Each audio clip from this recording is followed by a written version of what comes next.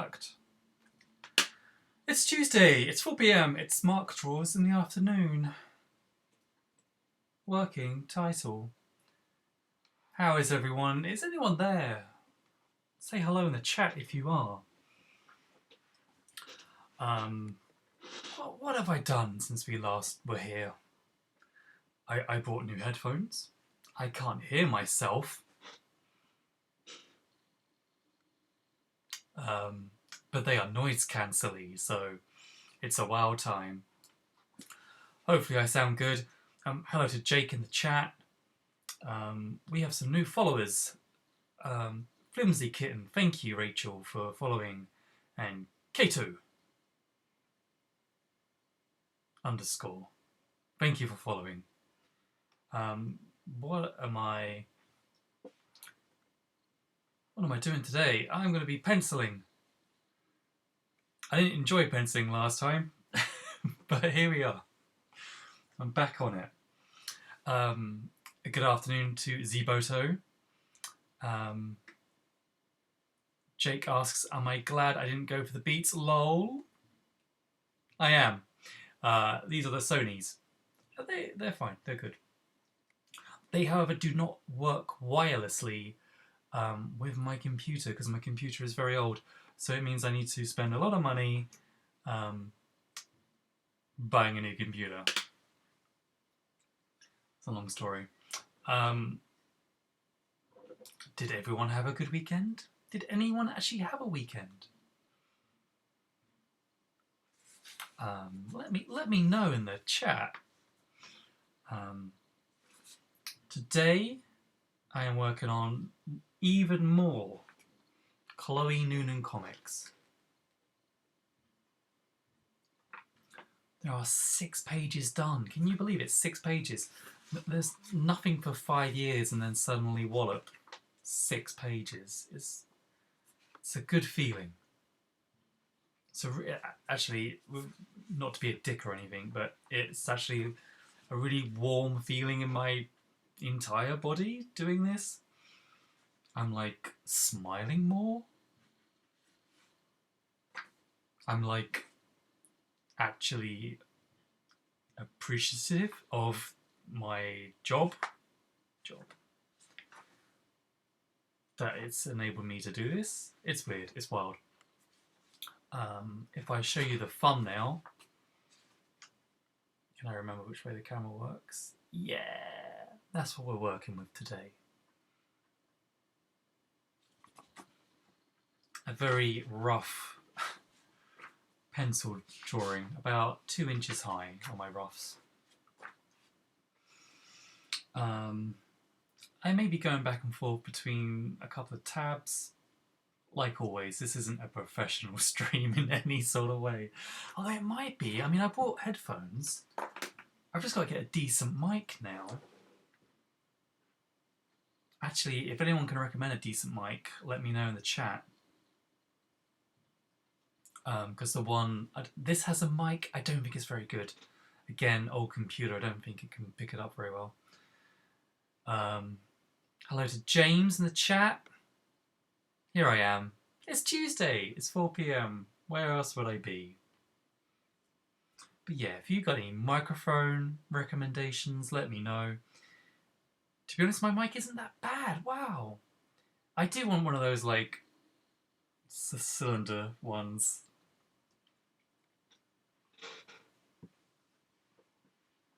Or like a little clip-on. Profesh. James, I went for the Sony headphones. They are good, but do not work with my computer. Because my computer is old.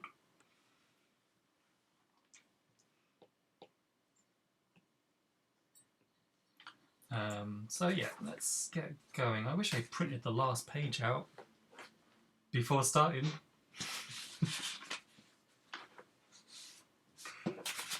Professional streaming as always. Do you think Ninja goes through this? He spends like 10 minutes just faffing about. Oh, I didn't print off my Fortnite plans. Oh, I didn't print off my map.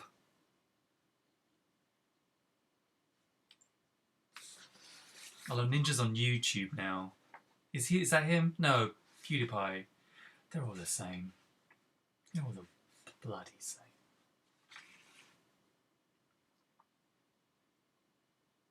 Anyway, Ziboto says, I can imagine doing cell phone stuff after a little while of licensed stuff must be quite cathartic. It is. It's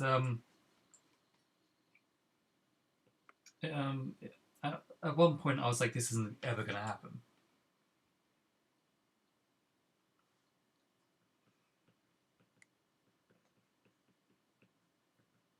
It just got to the stage where I had just made so many excuses and telling people, oh yeah, no, I'll do another Chloe Noonan comic one day, where like even I was smelling the BS.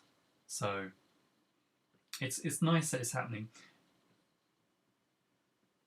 And I got a plan for another one straight after. So I'm going to do this, which is 10 pages.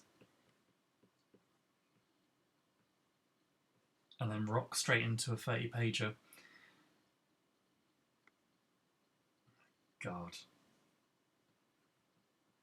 There's some trolling in the chat already, and I'm not having this time. Because I got quite grumpy last Thursday. And stropped to my beloved.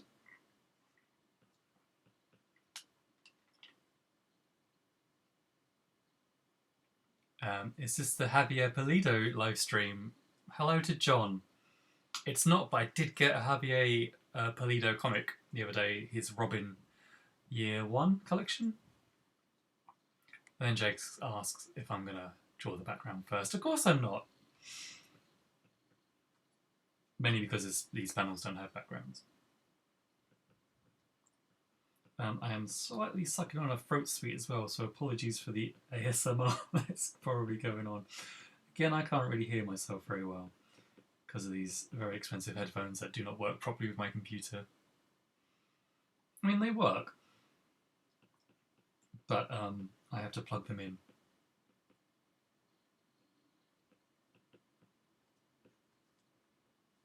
So yeah, this is page 7 of 10. It's going quite well at the moment. I'm really enjoying drawing it.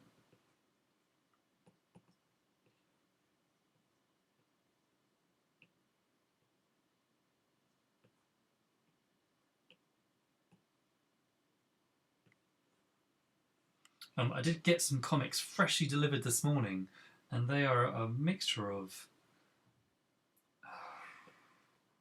I mean, look, they're not great. If I show you them, you will possibly say, why did I buy these? But maybe I'll show you in a bit.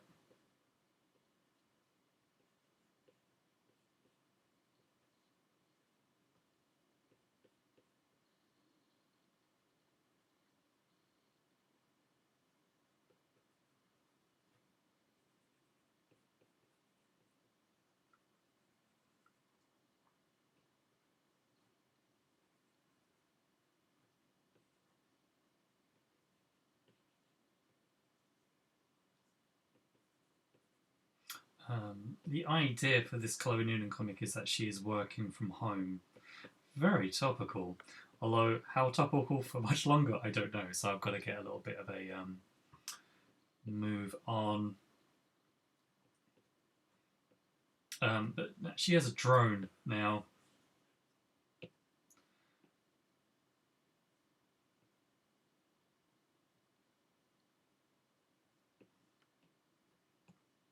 Hence why I'm not drawing any Chloe Noonan just yet.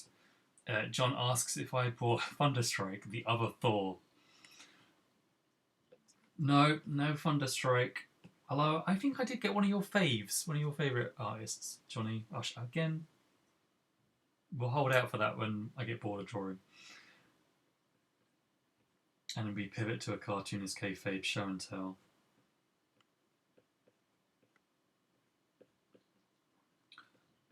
What else has happened since we were last here?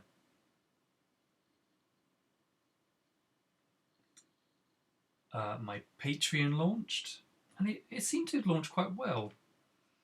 It's certainly better than I thought it would.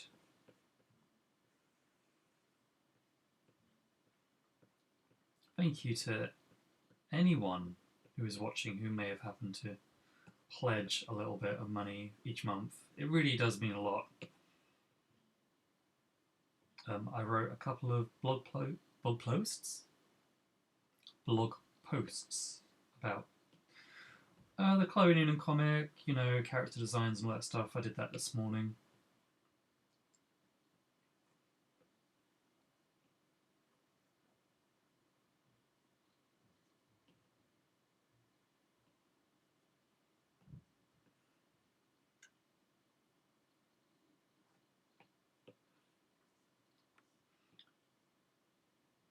I was a little bit terrified about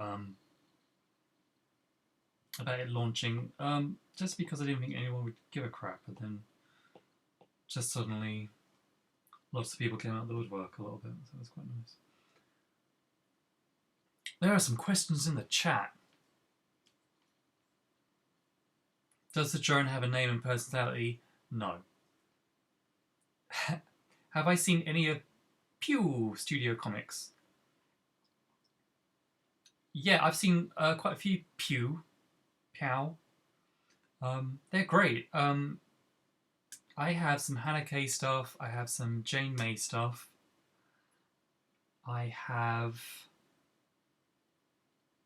I can't pronounce his name. Is it Gilliam?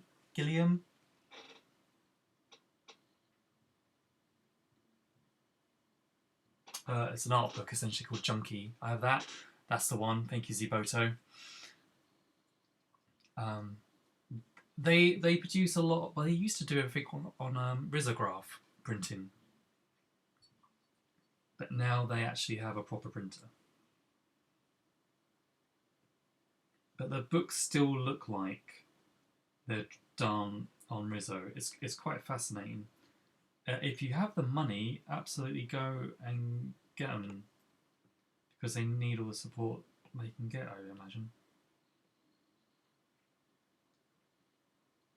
I've seen some in Gosh. If you're a frequent Gosh comics shopper, then I know they have a big stack of their stuff, and are also doing delivery at the moment. I think Pew. I think I'm saying that right. I think they're based in Sweden, so the import might be a bit tricky at the moment. But yeah, Gosh Comics definitely stock them. That's where I get most of my stuff from them. And yeah, it's the same chap who did PTSD.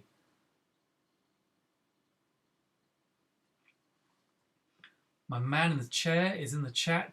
Director Gavardo. Thank you, Gav. Sorry to hear you missed out on the commission tier on the Patreon. But don't fret, because that in 6 months' time there'll be another one. If all goes well.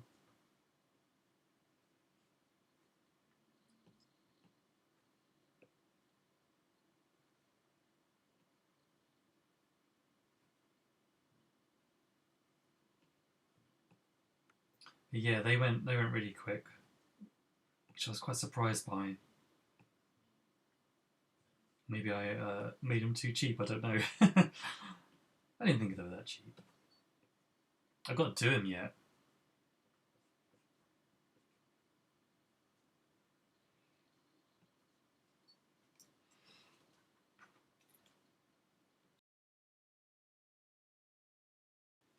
Yeah, so 6 months' time, because they're a 6-month subscription at $10 a month. So yeah, in 6 months they'll be back.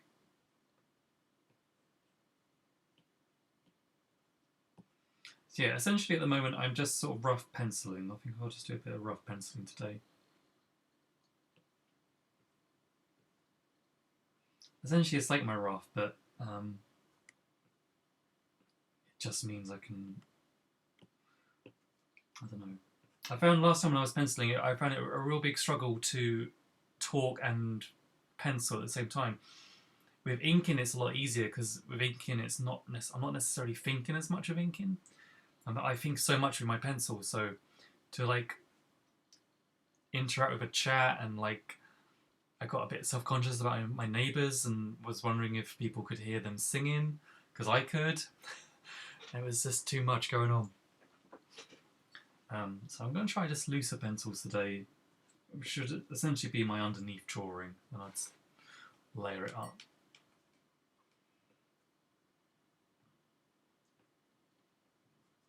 But it is wild how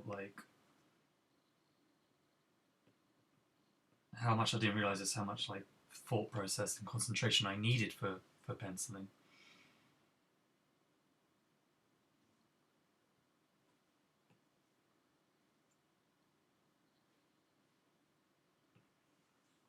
Wow, Jakey says I just need to concentrate on drawing.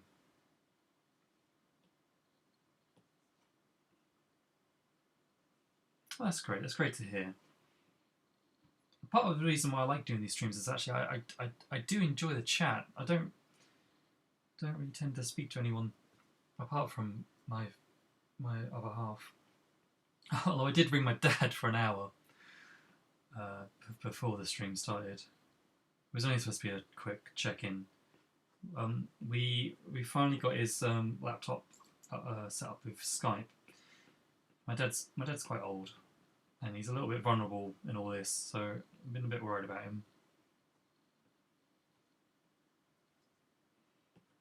Yeah, and he was talking to me about some actress that he saw who was in Homeland, who was in, I think, an episode of Chicago Med. It's yeah. And he bought some new speakers as well, bless him, for a lot of money, which I wasn't that happy about, but what can you do?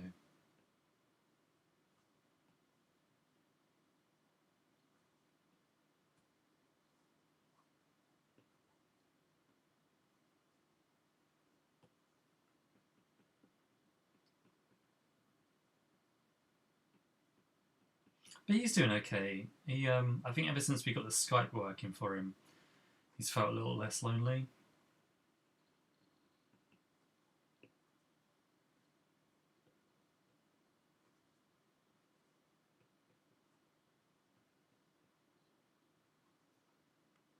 Hello to Trapshot. I am well. Yeah, I am, thank you. I'm in a good mood.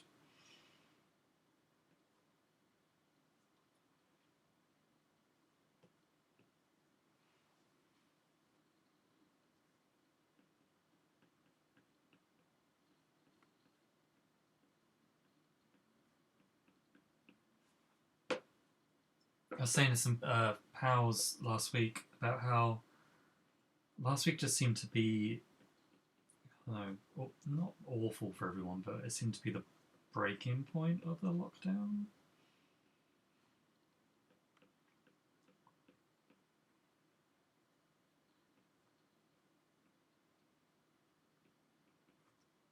I think a lot of it had to do with the crappy weather. And it's nice and sunny in Southend today.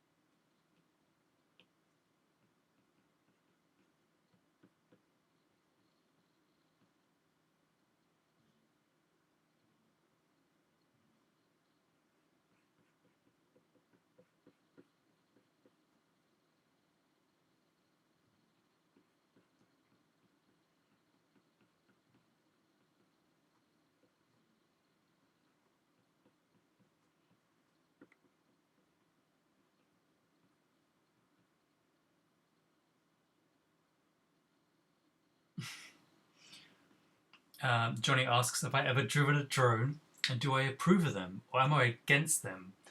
I am indifferent to drones. I think some people can be troublesome with them. My fiance's sister's boyfriend has one, and he's fine with it. He's not like taking down planes or anything around Heathrow. If anyone follows Matt Wilson, the comic colorist, on Twitter or Instagram, he's got some really nice footage from drones. And my fiance, she back in Weymouth, she used to work for a design agency, and they did like a Christmas video campaign, and they used a drone, and some of the shots are quite beautiful. Beautiful. But I would worry about crushing a very expensive thing into the ground.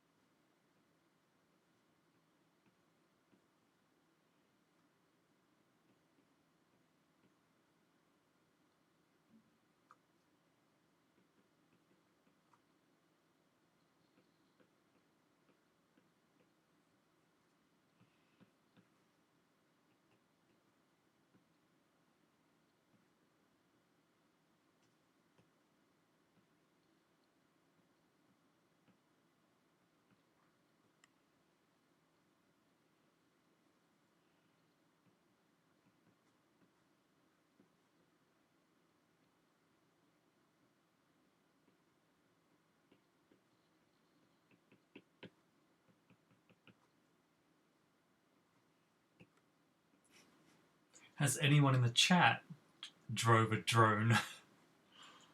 And if so, how was that time? How was that experience of your life? Are you a drone head?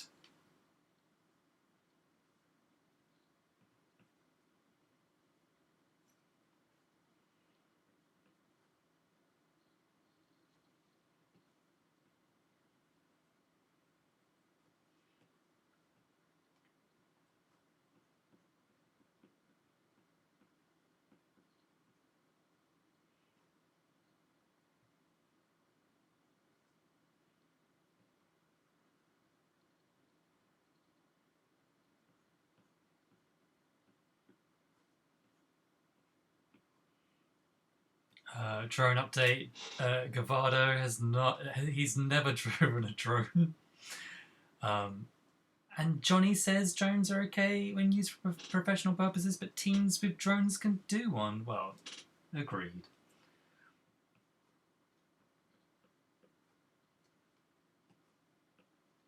I feel like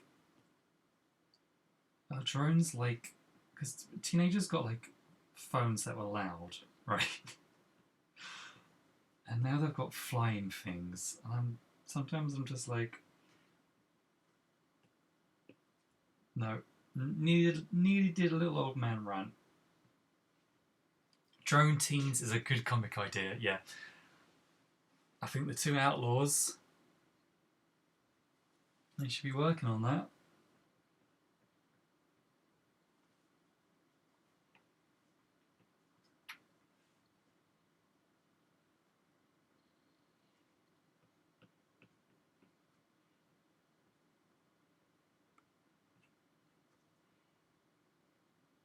So when I designed the monster, I drew him pretty big.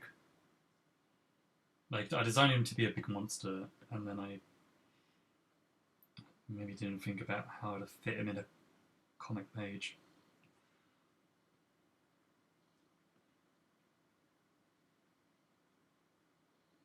This page is stacked. This page is a 9-panel page, but it's on 4 to 5 tiers. Which I worry about a little bit, but I think some of the panels, yeah, they should be quite short because they're only like a close-up of a face. One of the things I really liked about Scott Pilgrim was when Brian would essentially have a panel that was like this, where it was like 3/4 of it as text.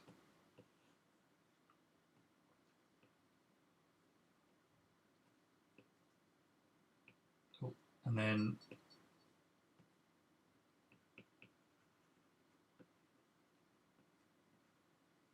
like not much of it with with a face. I think that's really funny. So I'm having that. This always made me chuckle. I like a panel with so much text and like a little face.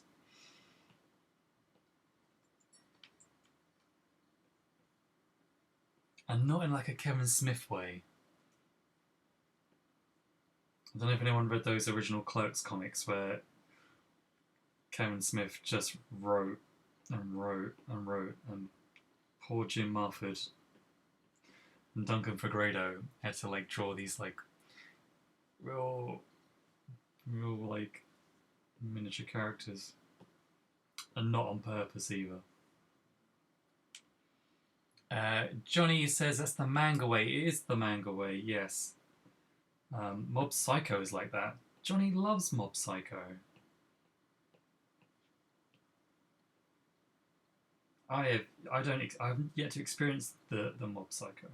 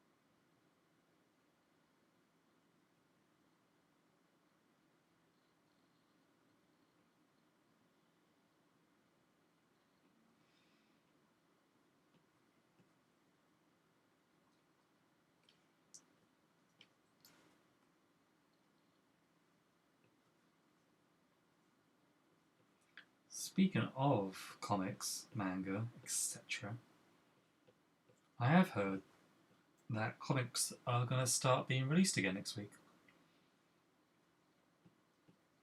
which will hopefully include the infamous final issue of Rick and Morty that made it to the UK but did not make it out of the warehouse. So, for fans, I mean, literally, like I finished working on one comic and I'm about to launch another, and it's in that time, that old comic got released and then kind of didn't. Anyway, it's coming next week apparently. I think everything starts getting shipped. Is it May 11th? I think. Which is good news. Good news for comic shops as well, because God knows I don't know if anyone's going to be open yet, but.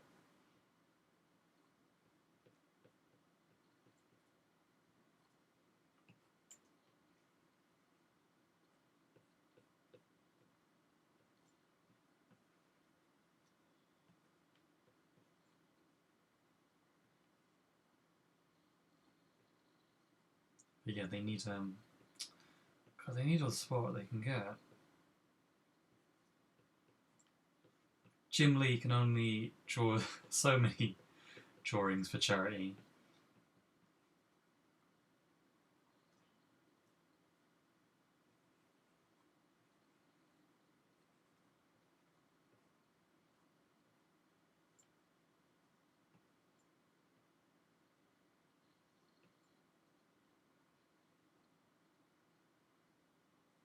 Oh, there was some drone chat which I didn't read out.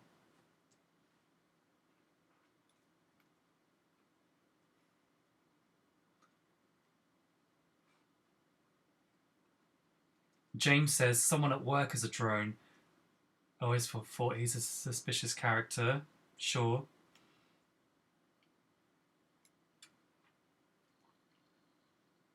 And Zboto has the same opinion about drones as they do about people who bring acoustic guitars/bongos to the park.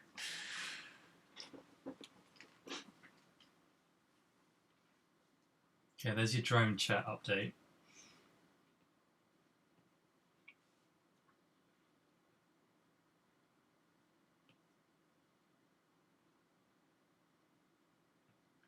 There's a little bit of chat about, I think, e-readers.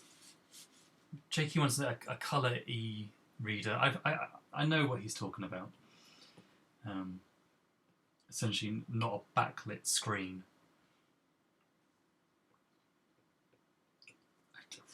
Maybe the technology's not there. But yeah, it is wild how the print comic industry collapses, and then the digital comics industry has to also stop to not upset the print industry. Wild.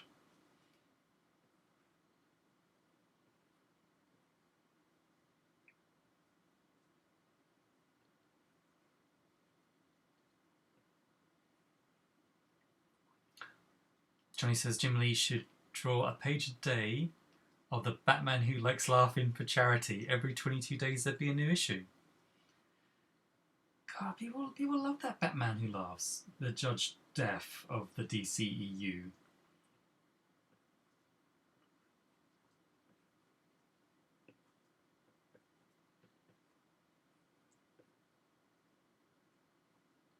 My next comic will be called The Chloe Noonan Who Laughs. You've heard it here first. It's going to be a Judge Death inspired teenage monster hunter. You never see her eyes, but you know she's a ginger under that helmet of hers, and she wears a spiked collar.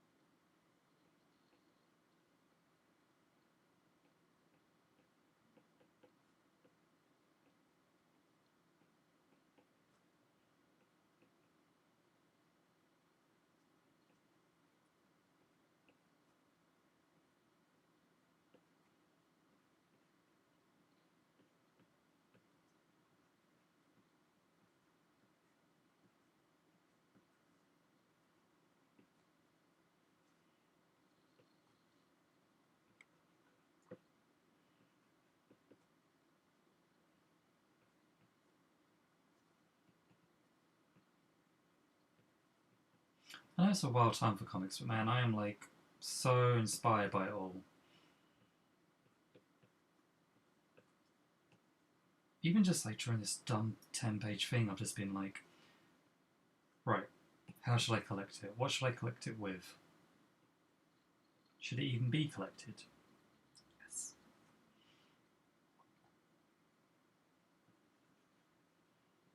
What are you going to do afterwards?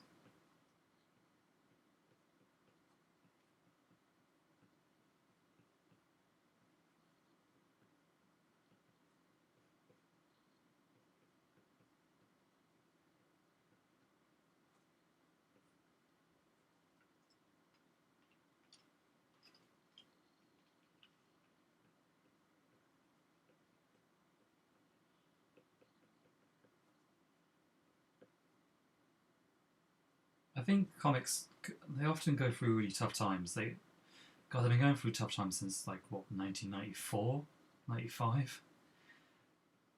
Even before that, like if you've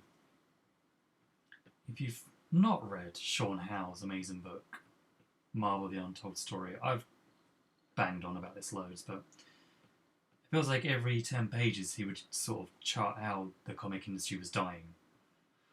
So like it's a pretty resilient industry, despite the fact it's got quite a low sort of readership level. I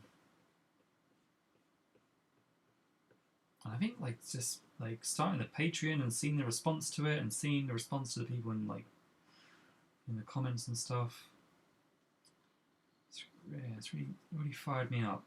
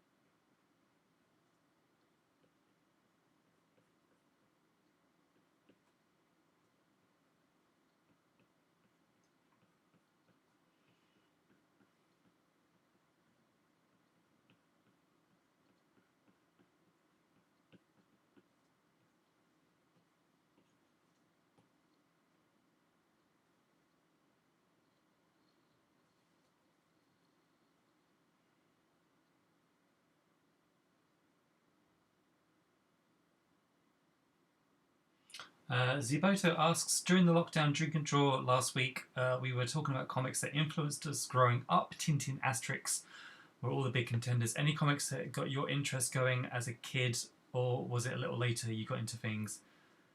And he's asked the chat as well. I think my initial introduction to comics would be newspaper comics. So we would read the Daily Mirror, and they had like Horace the Horrible. No, Man Called Horace. Sorry. There's Hagar the Horrible and a Man Called Horace. So they had a Man Called Horace, had Andy Capp, and then we had the Perishers, and I think that was the start of the stuff that I was like, I am drawn to these cartoons on a piece of paper, because I was like bang into like Looney Tunes, Tom and Jerry, etc. So it was those, and then speaking of the Turtles came along. How old was I then? I was in my, what, 6, 7? And then it was just Turtles, everything. Turtles and real Ghostbusters, like the comic adaptations of them. The Archie comics versions of the Ninja Turtles. That was incredible, because they were like super cartoony, and like Raphael wore like a black ninja suit, and they travelled the galaxy in a big giant flying cow's head. I think called Cow's Lick, because it used to lick them up. So there was that, and then it was the Beano and the Dandy, especially when we moved back to Britain. I was, yeah, Beano, Dandy, Simpsons comics, the Bongo stuff, which I've slowly been getting again. A fan who is a pal of mine now, called Samuel, has been getting me these Bongo comics, which is really nice of him, and it's been such a massive nostalgia. And they're not that bad. I feel like a licensed comic. I guess it was just Matt Groening's pet project, but man, they are better than they need to be.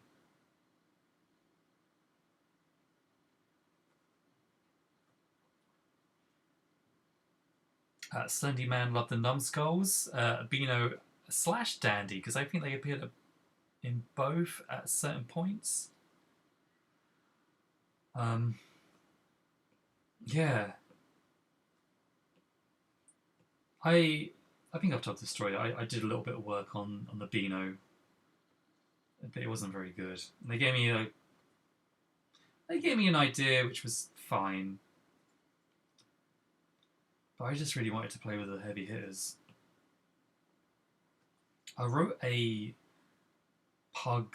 Was it Pug? No, it was Jonah. Sorry, a Jonah Christmas short story. They were essentially asking for pitches. And then I sent it in and they said, oh no, we're not doing anything with Jonah. Jonah's not cool. So I changed it to a Dennis the Menace one, and I was like, I just want to draw Dennis the Menace.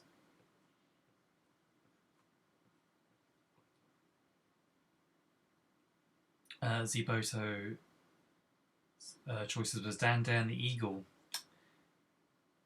Yeah, a bit before my time was the Eagle. I don't know if I had a bit of a funny or an aversion to British comics. I got some stuff. I got like the Sonic the comic, the British newsstand one. That was done by Fleetway, I think. I know, because I think a lot of the 2000 AD artists did work on there as well. I did not pick up Bart Kira, no. I was a bit sniffy about Bart Kira.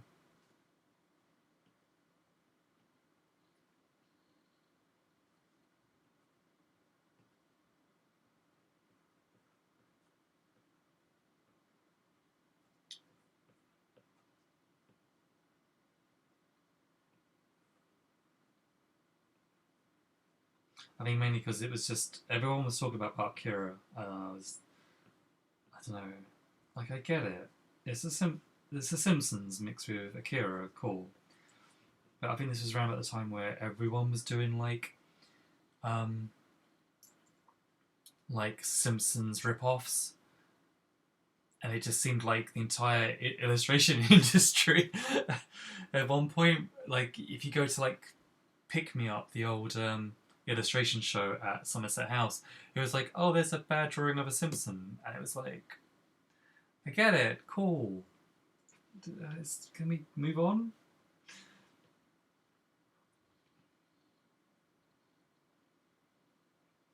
Drawn that head wide, well too wide.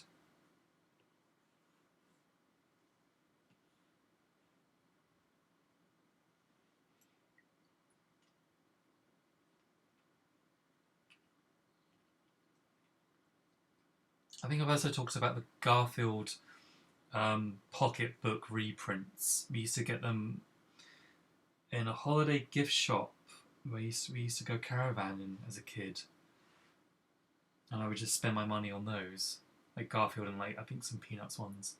They're like A6, like a little paperback size. Put on like really crappy paper that would go like yellow with a second.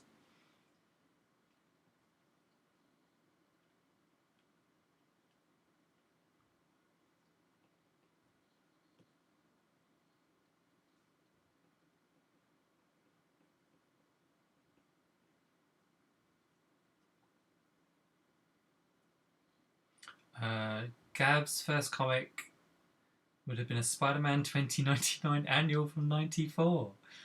Man, I love that 2099 costume. It's so like, it's so 90s. It's such a 90s version of the future. I love it. It's all got gnarly spikes and stuff, and like he's got like sort of Batman sort of like thing sticking out of his arms. I think because you can get the costume in the PlayStation game, and I was really excited to get it, and then Robin was like, "Why is there like a sex Spider-Man outfit?"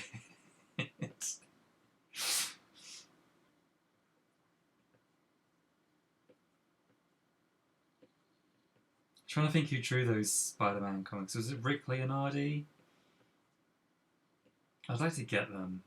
I got a Ghost Rider 2099 comic quite recently because it was done by Chris Bachalo, and you could tell he drew it quite quickly because it's mainly shots of people's heads. There's not a lot of motorcycling.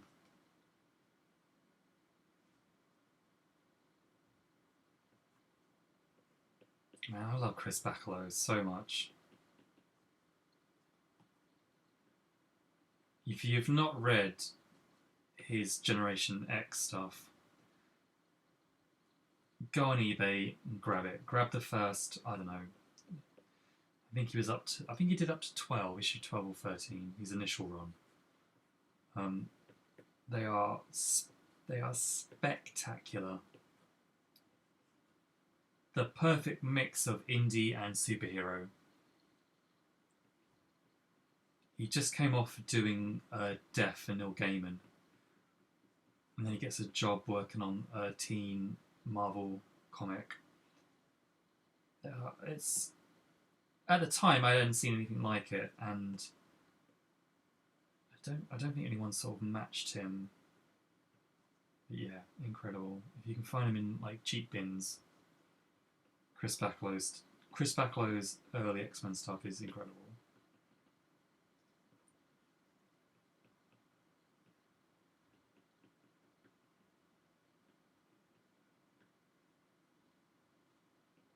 He went a little bit too manga-y at one point, and I didn't enjoy it as much. But that stuff and the Age of Apocalypse miniseries that they did, Generation Next, that too is great. I love Generation Next so much. It's so bleak.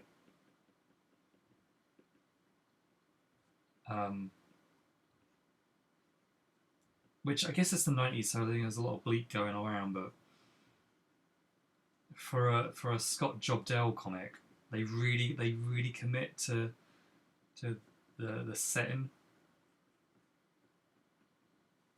You know, everything has gone wrong, and essentially they're on a suicide mission.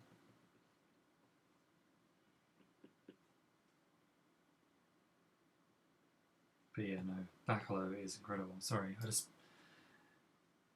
yeah. Johnny says Bacalo went a bit Madeira. He went wild. He did. He started simplifying his shapes too much.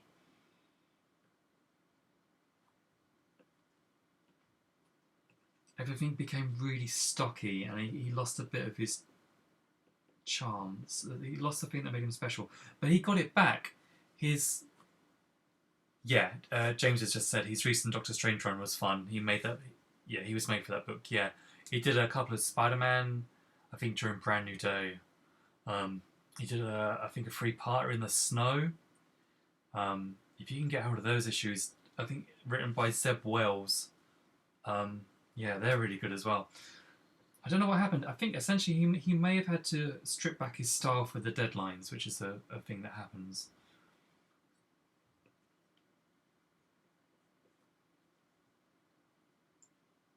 Because he takes over Uncanny X-Men at one point, and it's not great.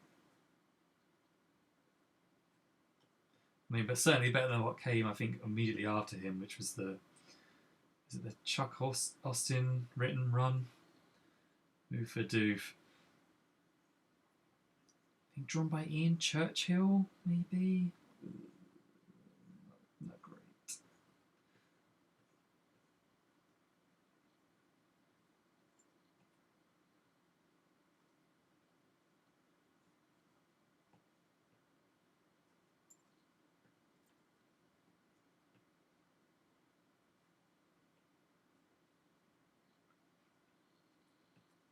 Yeah, the Uncanny X-Men, when it's done by Chuck Austin. Yeah, so I get confused between Chuck Austin and Terry Austin, but Terry Austin is Romita Jr.'s inker, I think. Yeah, the Chuck Austin run is.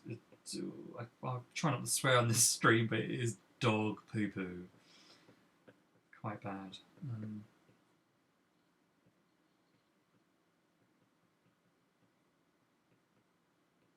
trying to think if that came out the same sort of time as Morrison's run on New X-Men.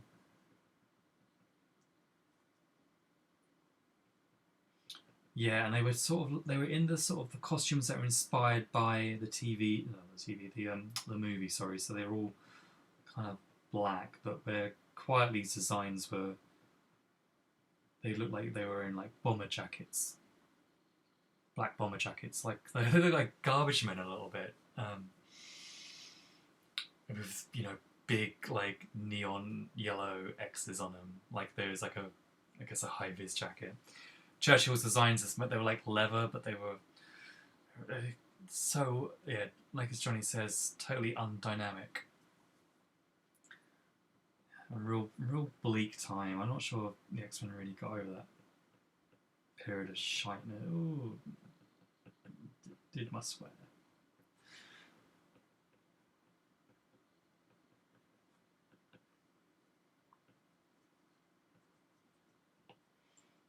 Zoe and her dog are caught in a net in this panel. So that's why she's looking a bit weird. I'm a bit cautious about putting her in a net because it just creates so many tangents. I'm going to try a funky way of doing it. It's quite funny. It's quite a little funny sequence, but it's not made my life easier.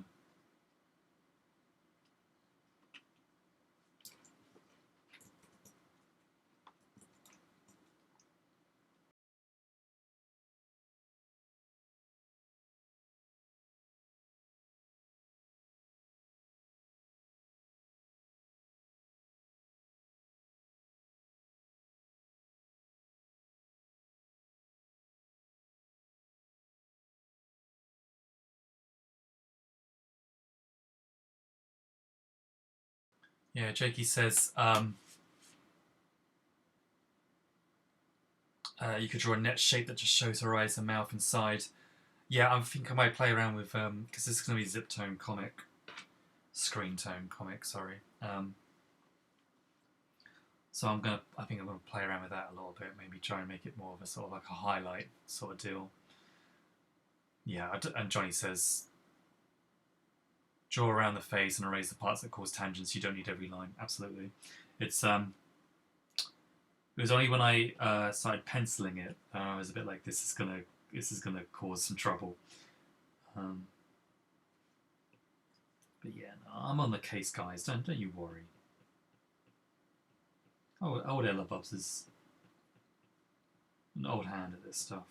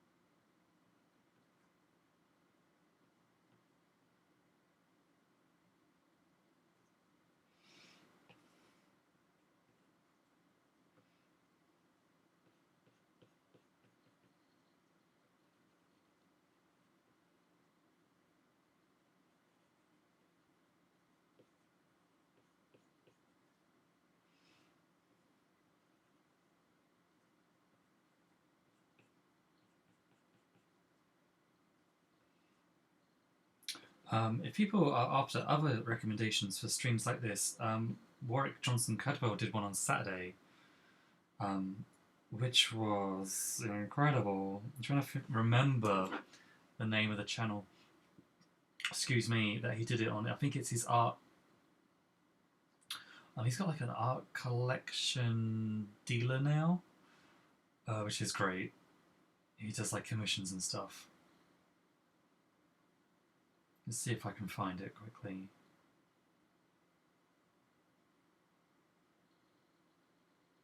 And it was great watching Warwick draw. I still have so many questions, but it is pretty much how I thought he worked. Essentially, he will work up a piece using a never-ending series of other pieces. Yeah, it's on Cameron Jarvis's YouTube page, and it's about 2 hours long. But watching him draw, yeah, if you're a fan of watching people draw, then Warwick is, I think, the gold standard because he's such a mystery of how he makes these pieces. And it's really interesting to see just how much he relies on a light box to sort of layer up in an analog style. Yeah, no, so really good.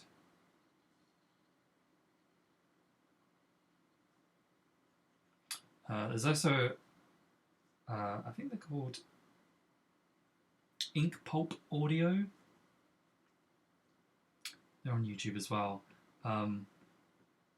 It's Sean Crystal's YouTube page, essentially. The Ink Pulp Audio. And I watched one this morning. It's got Jim Marford, Matteo Scalera, I think that's how you pronounce his name. Someone's going to correct me straight away in the comments. And Tommy Lee Edwards, and they're all inking each other. And what Jim Marford does to Sean Crystal's very good already drawing of Wolverine.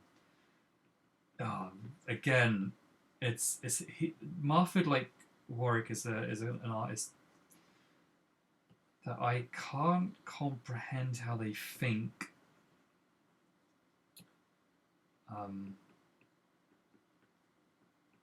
But I'm not. Yeah, it's just a joy to watch. I'm not like trying to figure out to copy. It's just like, man, how I would just love to know how this works in your head. It's a great series. They did the other week. I think they were all inking each other, but it was with Troy Nixie. If you don't know who Troy Nixie is, he did some stuff with Mike Mignola.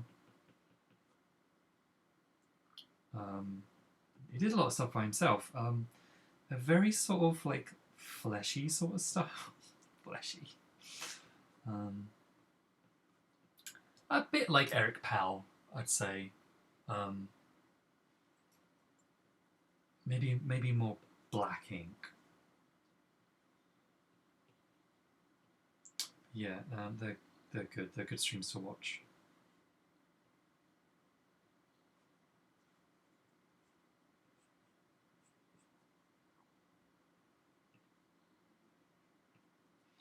I think Marford was the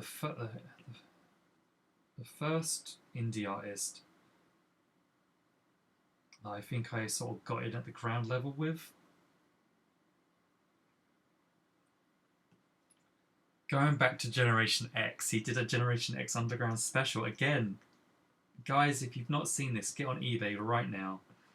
I reckon you can find one for maybe £3 with postage. Marvel allowed him to do a black and white X-Men comic. And it's wild. It's so good. This is when he was a bit more like Hewlett in his drawing style, but man, what a great comic. James has said I pronounce Matteo Scalera's name correctly, so that's a win for me. And he almost brought a piece from him over the weekend. A piece of him.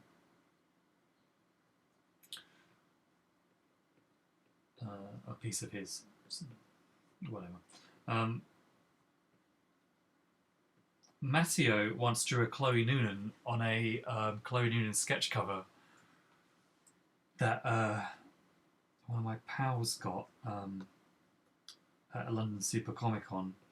It's good. It's good. It is a good drawing. It's just a little bit like I think he's made her a bit like goofy. Yeah, I'm sure he was like thrilled about drawing that. Can you draw this character you've never heard of, please? And then look at this guy's bad drawings.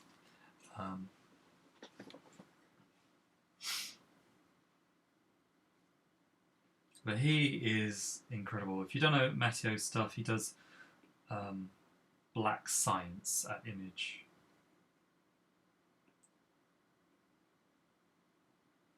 And did he do a book with Mark Miller?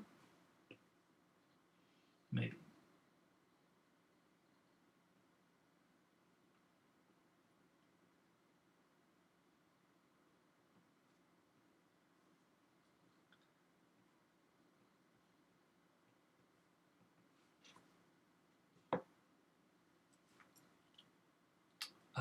Johnny says, I don't like hearing that other artists are drawing Clone apart from me.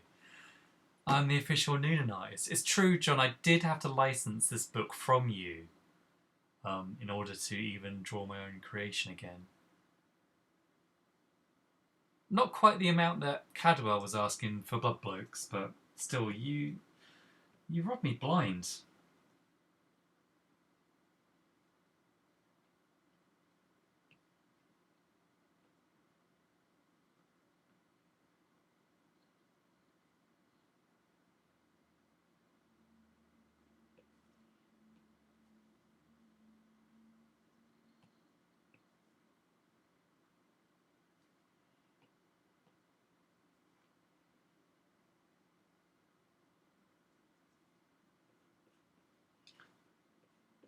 Johnny is making his way through the British comic industry of dead characters. He's already immersed Jack Staff. The Blood Blokes, I think, is Dangeritis. That's his as well. Derek Danger. Who else we got? Marvel UK. He owns all of Marvel UK.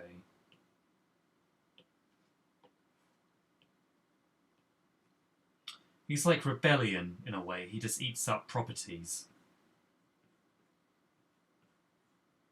He's like Galactus, but Miracle Man. Yeah, he owns Miracle Man.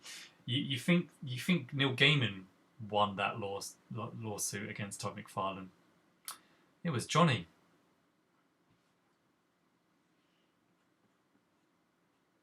Johnny's finishing Miracle Man. It's not. He's not letting Neil Gaiman do it. He's like, you've had a tough time recently, Neil.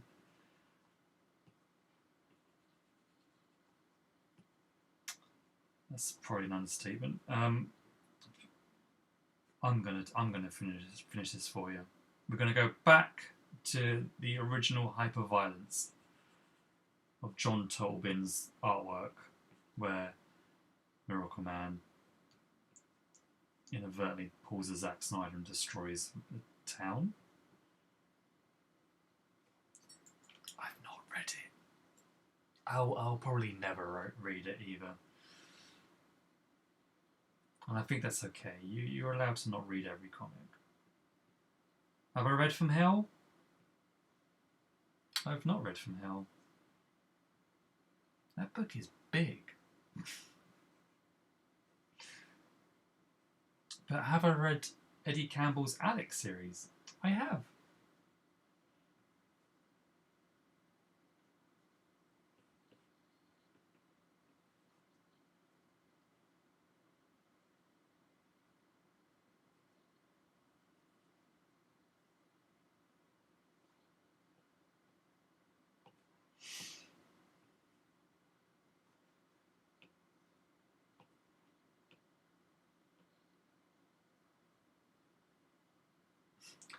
Johnny is also taking over big numbers. He's finally going to do that third issue.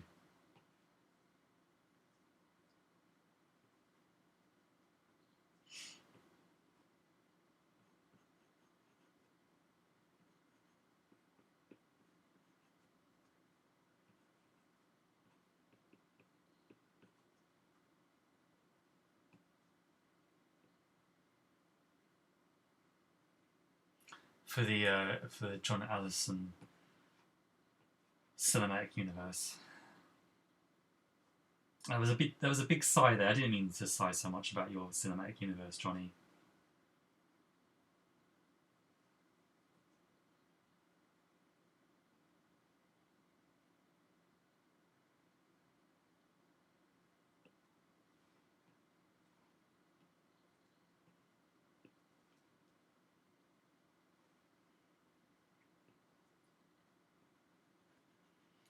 Johnny, is there any word on Wicked Things coming back out?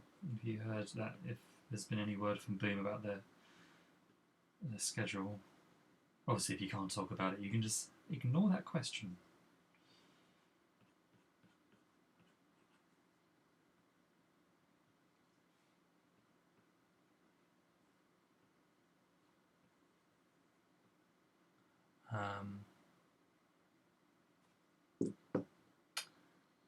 I think Gavin asked earlier if my fan base are called the Ella Bubs.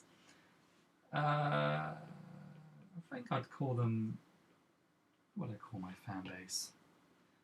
Not Ella Bubs, because Ella Buds, maybe? In a game of. In a tournament of Splatoon, the greatest game ever made. Our team name was called the Killer Buds, which is a pun on Ella Bubs, because I was the captain and we won.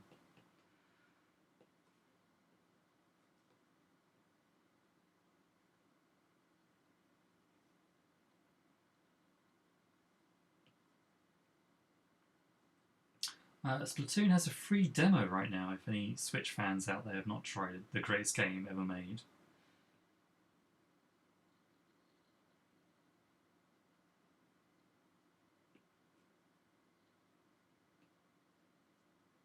Ella Buddies, yeah.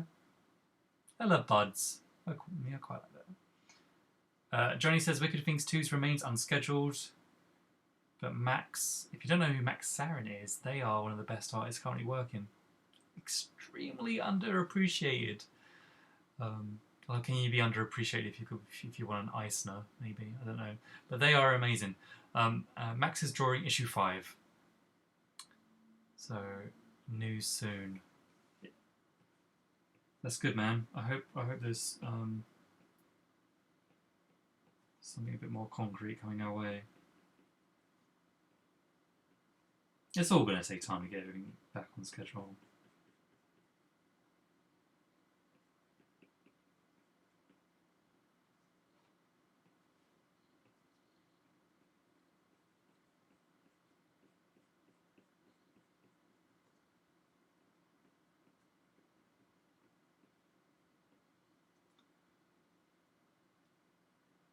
Cool. This panel is going to need loads of work. It's a weird panel where I'm like, the camera is looking down. A lot of these tools on Clip Studio with the perspective tool and stuff I try and save for when I ink.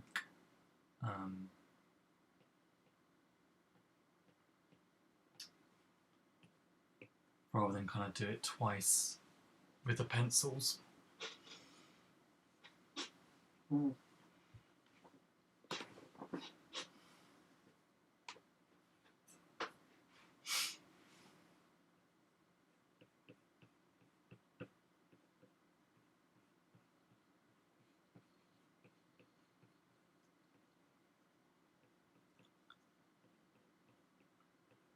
It's been quite fun working on this comic. It's been quite fun. I found myself like working on a weekend. I normally just try to work Monday to Friday, but the pull of the Noonan has been too great in that I have now started to work on weekends because I just want to draw as much as I possibly can.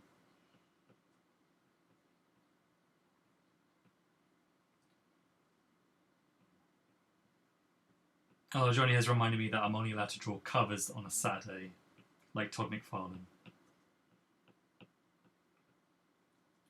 There is a wild ass interview with Todd McFarlane on Cartoonist Kayfabe where some of the stuff makes sense, and then some of the stuff you're just like, you are nuts.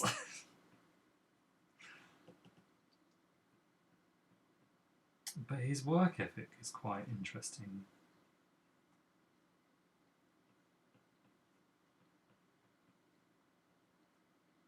Essentially, at one point, he says in the interview, if you just do a page a day, and that's your max, right? You just have to draw one page a day. You can draw a comic a month, right? But you have to give one day over. You have to give one Saturday over for covers, for the cover. And he was like, if you can draw one page, it might take you an hour. But that's your page done for the day.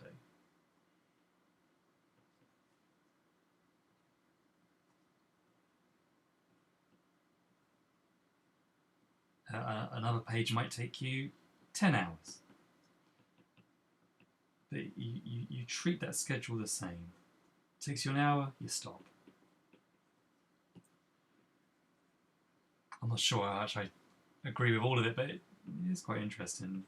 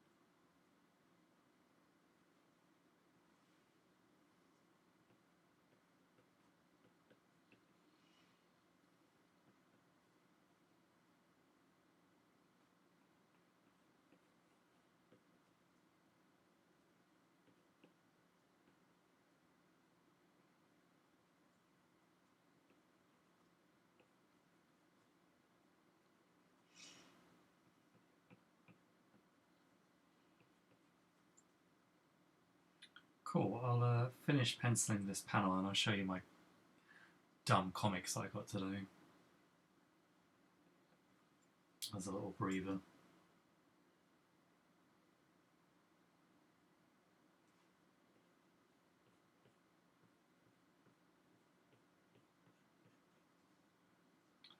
Just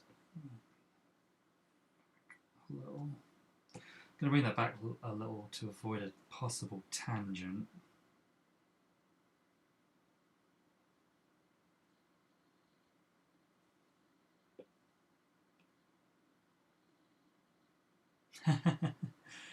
James kindly bought me a disgusting Savage Dragon cover. It was, I'm not even going to say what number it was vile. Have I popped open? I have. What is frustrating about this comic is that it has a very disgusting cover. But flip me, Larson, I know a lot of people don't like him, but the drawing is so good in there. I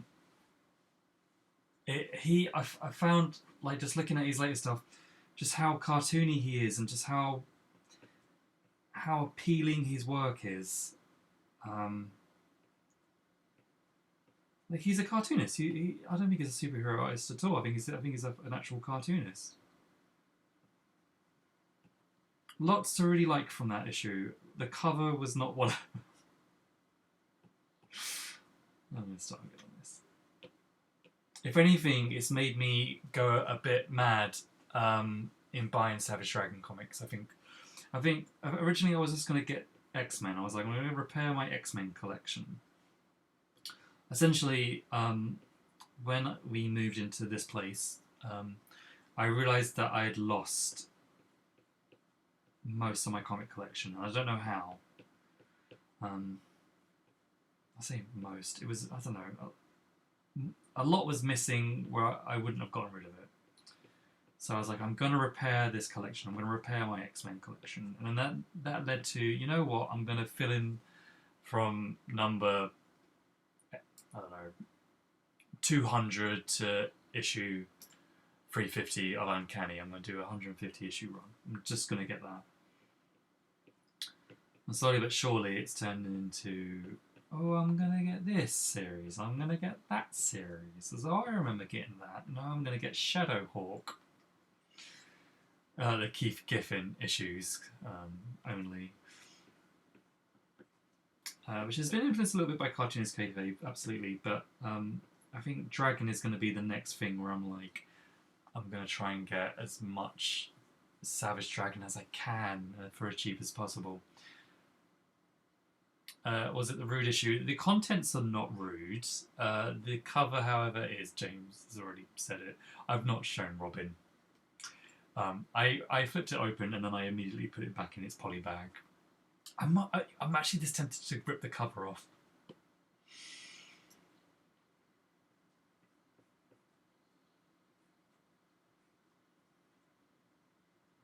Which will decrease its value. It will no longer be mint. It will be what, a 3.1. But yeah, his drawing in it really great, brilliant. In fact,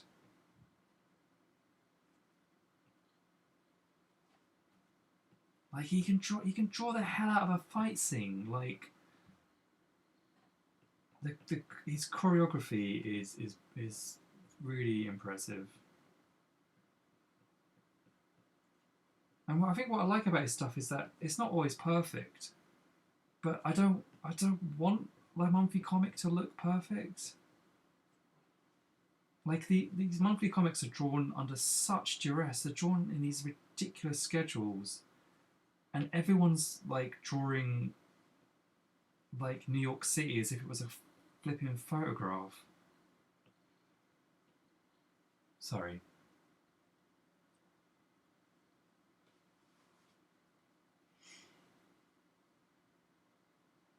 Jake asks if there's just boobs on the cover. Oh, there are some female bits. You could probably Google. It's a variant cover. You can already Google it.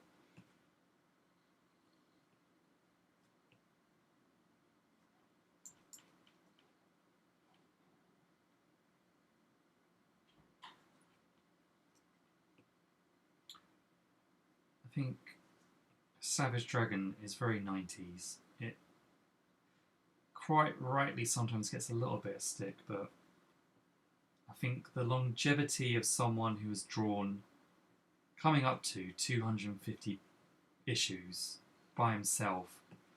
In fact, there was an issue during Image X month, where they all swap books, right? All the Image creators swap books. And Jim Lee drew Savage Dragon 13, which I have. Not to brag. But then Larson being Larson went back to draw his own issue 13. Just so he could like have a full run. And I think he did it for story purposes as well, because I think Jim Lee didn't know what the story was, and they kind of jumped around a little bit too much. But yeah, I think that's really commendable.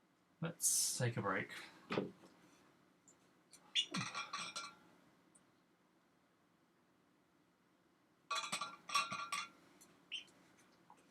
It's a much rougher page than what I'm used to doing.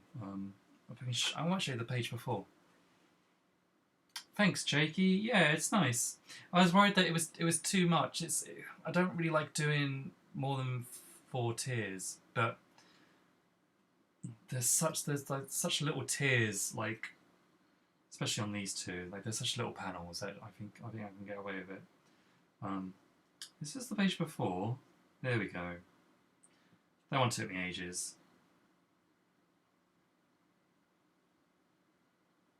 But I'm pretty pleased with it.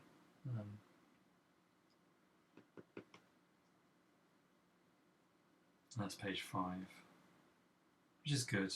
But yeah, I think I'm really quite pleased with page 6. These are the things I've been showing over on my Patreon. So if you're a fan of seeing stuff before people, the Patreon is the best place to go. So yeah. It's weird. It feels like I've leveled up with drawing. It feels like I've improved. I think working on Rick and Morty was brutal, but it made me maybe get better quicker, if that makes sense. Yeah, no, I am very grateful for my time on Rick and Morty, but seeing how much it's improved my Chloe Noonan drawings is something that I'm quite thankful for. Okay, cool. Let's show you some crappy comics I got delivered today in the post. My main reasoning was that there were 2 issues of Savage Dragon that I wanted. The guy was selling them for 75p each. And I was like, well, to make the postage worthwhile, I better buy 10 comics. So I got Savage Dragon free. There we go. I mean, I'll try and show you some good fight stuff without it being a blood fest.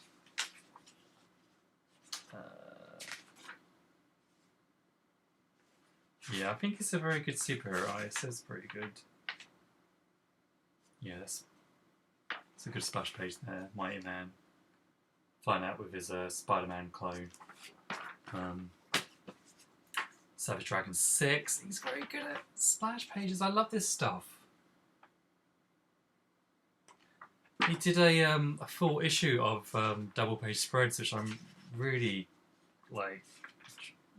hungry to get. The thing that has not been announced yet, which I'm working on, will be a mostly double page. Not mostly, but I essentially want to play around with double page spreads a lot more than the 0 times I was allowed to do it on Rick and Morty. What else did I get? I got a very old Spectacular Spider-Man by Sal Buscema. You can see how yellow, you probably can't. I love that stuff. It feels like it's coming off in my fingers, but it's got Tombstone in it, and he does a good face. Can you see that? Sal Buscema is I don't know, is Sal still around? I love his faces. I know he maybe get a bit of slack for having a similar face in most of his characters, but like the guy can draw. Like this is how I think maybe comics should look. Not perfect, but the spontaneity of the drawing and the action is great. And comics are great now. Comics are there's still loads of good stuff out there. The indie scene is amazing. I'm not saying that, but I would like superhero comics to look less like a photograph. I bought some X-Force done by Rob Liefeld because they were cheap. Some of the art is quite bad. I am not gonna lie. There was one particular page. where Shatterstar just looks like a shoebox. It is quite awful. I don't hate Rob's. I know I just slacked it off. there is still a charm about Rob's early stuff, where he's still quite cartoony. Yeah, this is the quite bad one. He doesn't look quite right there at all. But some of it, there's a wrong charm to it. It's when he started getting into the hyper-realistic colouring choices where I was a bit like, this looks hot garbage. This issue is infamous in that it is laid out by Liefeld, but it is drawn by Mike Mignola. And because it's laid out by Liefeld, I think that it shows that Liefeld does know what he's doing. It's just the execution is sometimes a bit off. Because if you look at it, you go, this is a good-ass looking comic. You could probably Google, there's a comparison of Rob's roughs and the finished piece, and they're pretty much identical. There's a great scene here with Mike's designed this like futuristic cityscape, and what a view! What a view!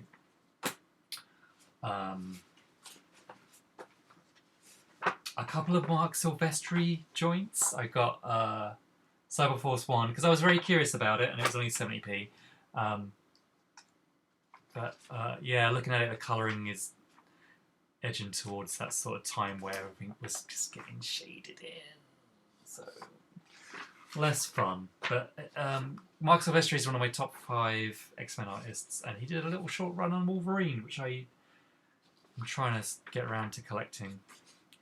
And this is when Mark was still a little loose in his artwork, in his inks. If you see his artwork nowadays, it's very, like, it's almost like an etching. I don't. He over inks. Oh, look at that great pin-up by Mignola again. Who knew? Mignola had such a like cable obsession. Anyway, they are my comics. I wonder if I can reach the other one. Hold on. Yeah, there we go. It's not the Savage Dragon one. Don't worry. It's this one by one of the modern masters. Speaking of how superhero comics frustrate me nowadays, Javier Pulido and Marcus Martin are two of the absolute best artists working. The clean line that is reminiscent of very old school cartooning,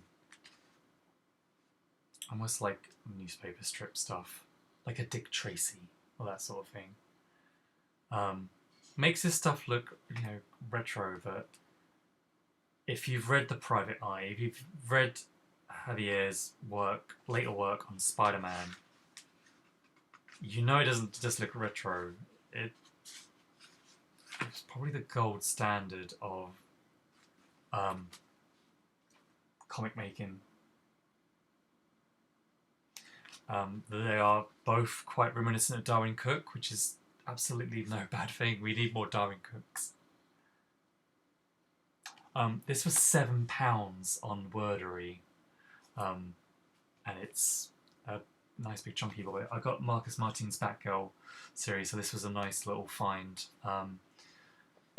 Yes, I have the She-Hulks as well, Johnny, but I have yet to delve into them. They were sort of quite a spontaneous pickup. So cool, that's Mark's Comics chat. I think that's going to do it for us. I think I'm pretty happy with this page. I need to do a little bit more work off screen, but I think it's going to need my thought process rather than me gassing.